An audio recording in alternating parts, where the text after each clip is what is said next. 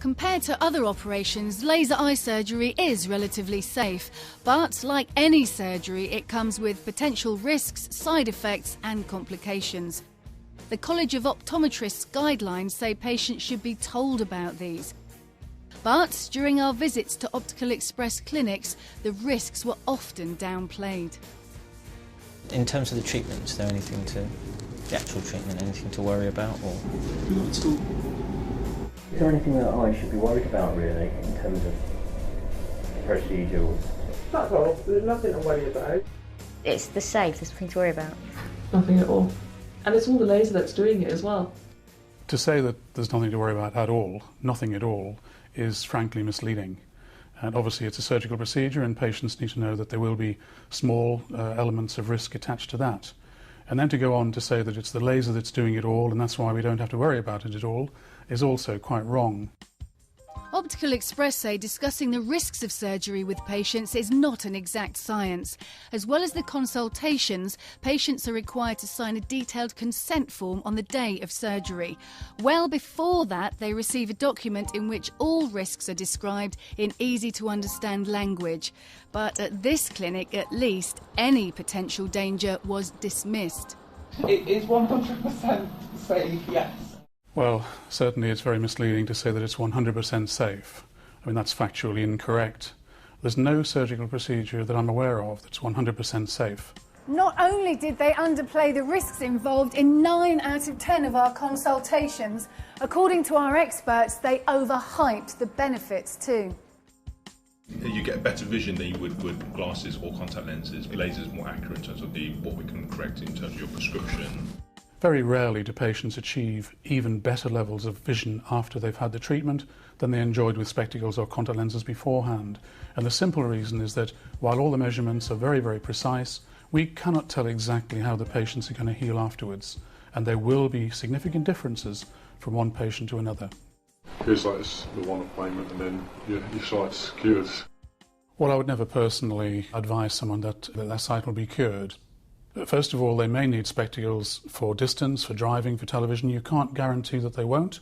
And most patients, if not all, will need reading spectacles from their mid-40s onwards. Providing misleading or false information is not only of concern from a consumer regulations perspective. When making a decision to have a medical procedure, the implications could be far more serious. One of the most important elements of informed consent is that the patients are given the information about the risks and the benefits of the proposed treatment. Now, if that information, either the risks or the benefits, are false or even misleading, then they haven't been given the appropriate information. And so that undermines the whole process of consent. When do you see the surgeon? On the day of procedure. But concerns aren't limited to the information people receive at Optical Express clinics. The Royal College of Ophthalmologists standards state that all patients should have an appointment with a refractive surgeon prior to the day of the operation. But in 7 out of 10 of our consultations, our researchers were told that they could not meet the surgeon until the actual surgery day. So I meet him on a day, I can't meet him before or anything? No, he does everything on the day. Well, certainly it's very problematic if the surgeon doesn't see the patient until the very day of surgery, which you could define as being the last minute. Obviously, leaving things to the last minute in any event in a surgical procedure is not ideal. And sometimes the results of those earlier tests can be wrong, as Optical Express patient Gail Burton found out earlier this year.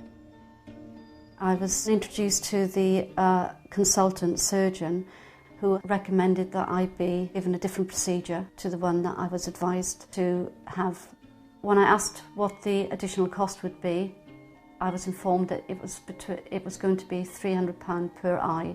Gail went ahead with the surgery and Optical Express later agreed to pay the difference.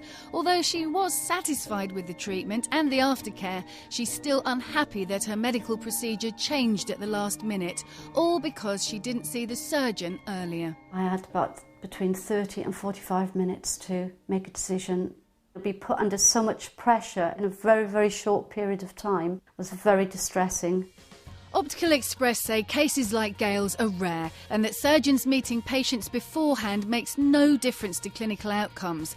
They say their standards exceed those of the Royal College, which are only voluntary. Meanwhile, how does the Royal College itself view Optical Express and the way it deals with its customers?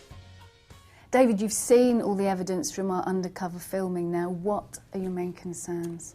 Well, I'm very concerned, really. Patients are given to believe that the surgery is almost perfect. Risks are mentioned only in passing and generally if the patient has actually raised the question in the first place. So it's all on the up, it's all overhyping, I would say, the actual results. One of the researchers was told that he really ought to have it done by a certain time in case his prescription increased. If your prescription changed and keeps getting higher, it could get to the point where you're actually going to have treatment done. Now that's an absolute no-no. First of all, this gentleman was, I believe, around the 40 age mark, and at that point in time it would be highly unusual for somebody who was only minus 4.5 to go on to have a higher prescription in the coming years. If you believe that the patient's prescription is still changing, then you shouldn't treat them in any case. You can find the full company response to this item at the bottom of the written web report. If you have any difficulties reading the text, please visit www.bbc.co.uk/accessibility.